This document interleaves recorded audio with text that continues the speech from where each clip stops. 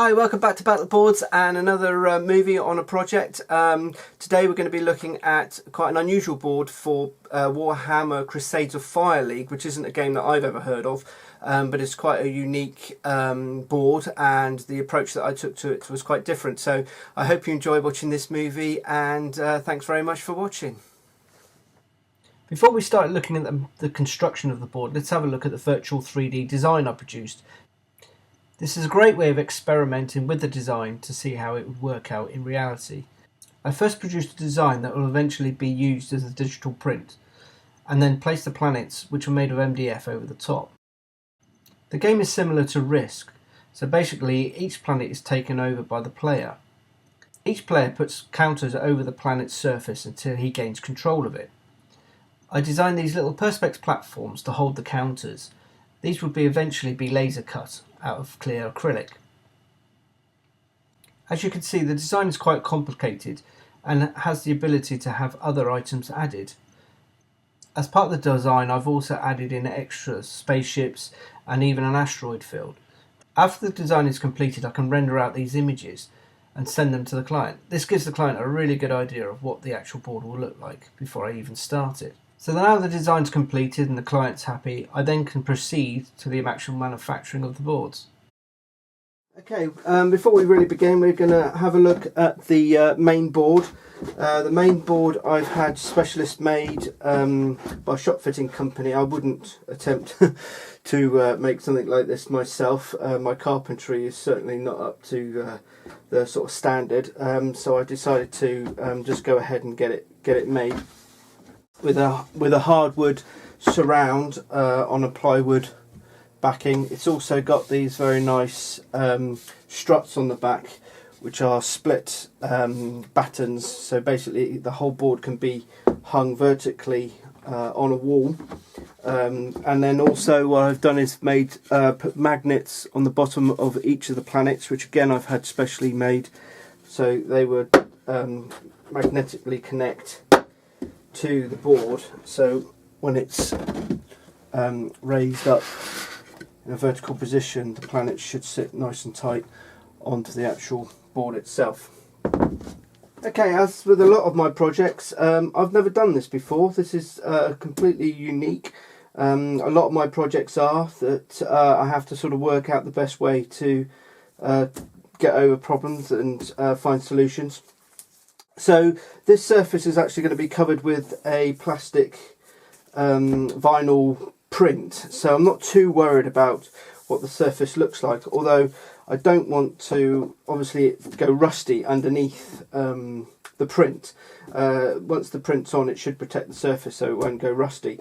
So I'm going to use this Cure Rust, Hammerite Cure Rust, just to prevent any further rust occurring, and also this will treat the rust that's actually on the sheet itself. I've sanded that down. I'm just going to give it a coat of filler primer. This will help smooth it out even more and get rid of any fine scratches in the metal.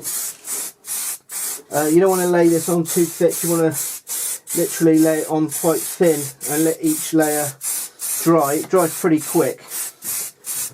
Started adding the filler primer on slowly, and now I'm going to wet and dry it down. Now wet and dry, bizarrely enough, with the filler primer works better with water, so I'm just going to add water to the surface, which helps the sandpaper glide over the actual filler primer. And then what's actually happening is the filler primer is breaking down into the water and producing a filler, which helps smooth out any imperfections. So you just need to build that surface up. Now because we've got steel underneath, we don't want the water penetrating back into the steel, because it will then end up going rusty again. So we need to get all of that water off. On the safe side, I think it's best to have a black background so there's no light flooding back through. So I'm just going to give this a coat of matte spray as well. Okay, so I'm fairly happy with that. It's nice and smooth. I can't see any imperfections in it, so I think I'll probably just leave it like that now. Once the print is over the top, that's going to cover up the whole thing anyway, so that's pretty much it, ready for the printers.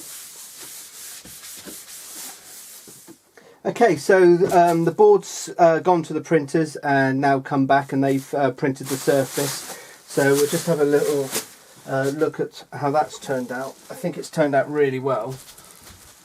So that's the actual printed surface completed, so the detailing of that looks really good.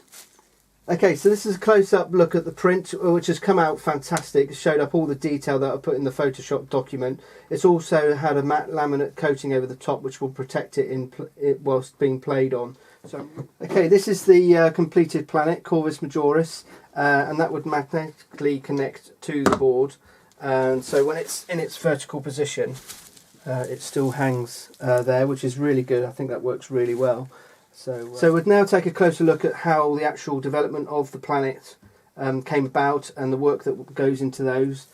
Okay, let's have a closer look at some of the planets before I start them. The planets come in two forms. Some have electronics in, so they have this small sort of plate that lifts off where I can hide some lighting, and some don't. They're just slightly lower, which gives the whole table a bit of sort of undulation. So we need to start finishing these off. So the first thing I'm going to concentrate on is the inside or the bottoms, which have been made from MDF rings. So you've got raw MDF showing on the edge here, which is always a tricky thing to paint because it's quite rough and it absorbs the paint quite quickly. So I'm going to coat this in some of my resin first and sand that down before painting them, and that should help. Just going around the cut MDF and sealing it with the resin, this will help with the paint later on, because cut MDF is quite porous and it doesn't take the paint very well at all. Okay, I'm going to do the same with the edges of the planets, or the underneath of the planets. I'm going to give them a wet and dry over the resin. Okay, now it's the same process for the underneath of the planets. Just going to give them a coat of filler primer and then start sanding that back. Okay, this is the bottom of Corvus Majoris. Before I do the top surface, it has a removable plate, so I can get inside and mount the battery and the other electronics to power the lighting. So that's really good. I wouldn't have attempted to make this. This has been professionally made by a shop fitting company and all machined out of MDF, and has a very nice plate that fits into the top, so I'm really pleased with the way they've made that. Okay, so I've installed all the electrics into Corvus Majoris, which you can see here. It's a fairly simple circuit consisting of a battery unit, a small switch which penetrates the actual side of the sort of disc, and some small LEDs that light up the fibre optics, which I don't know if you can just see, they're just lit up quite nicely. They're ready to go through to the planet's surface.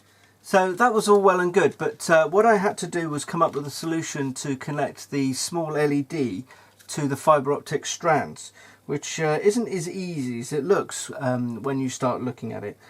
So I did come up with a solution which I thought worked really well, so I thought I'd let you into that, how I did that. So I basically used the heat sink, or the heat wrap that you use to insulate the cabling, to actually bond these two sections together. Okay, the first thing I did was work out how many sort of fibre optic cables that I actually wanted, elements that I wanted. Then I take one short length of heat shrink, and I feed that into, or feed the fibre optics actually into the actual heat shrink as much as I can get in, making sure they all come out the other end like so. Okay, the next thing I did was take my soldering iron and run that along the heat shrink, so that's actually melting it onto the actual strands, which is going to hold the strands together in one position, or one piece.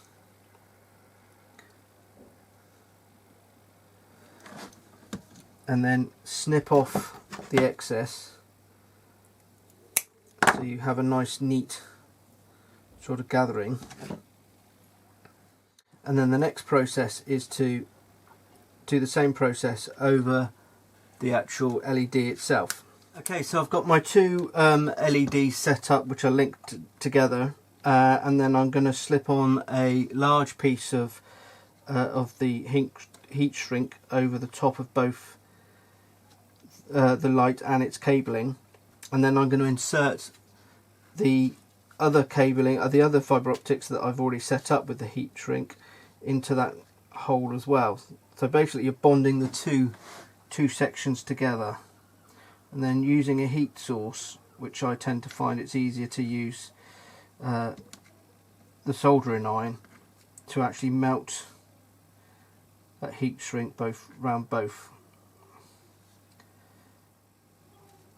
Okay.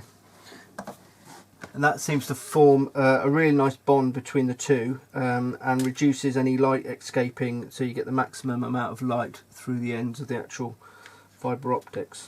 Okay, now that's both joined together, and you can see it's formed a fairly good bond, so it's not going to fall out accidentally whilst moving the planet around.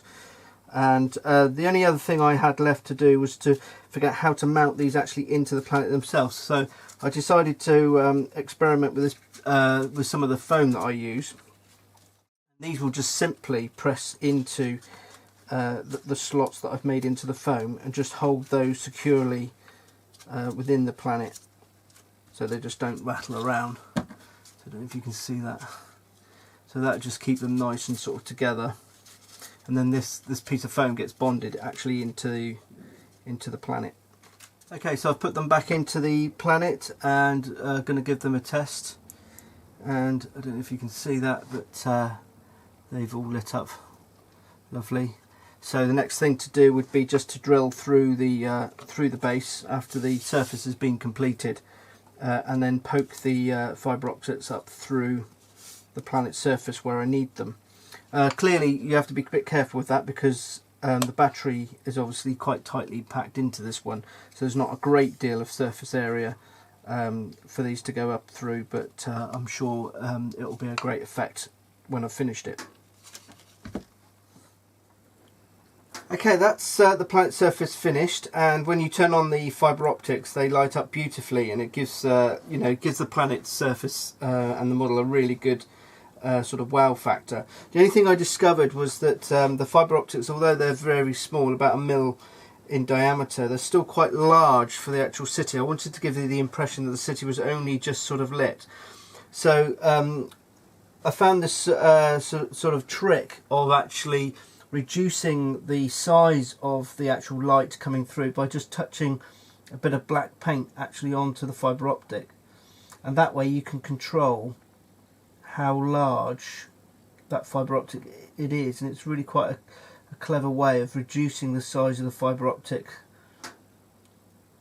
sort of light coming through. So you can see some of these lights are a bit bright, so I'm just gonna, with the light on, just gonna touch a bit of black acrylic across the light, and that will make it almost a pinprick.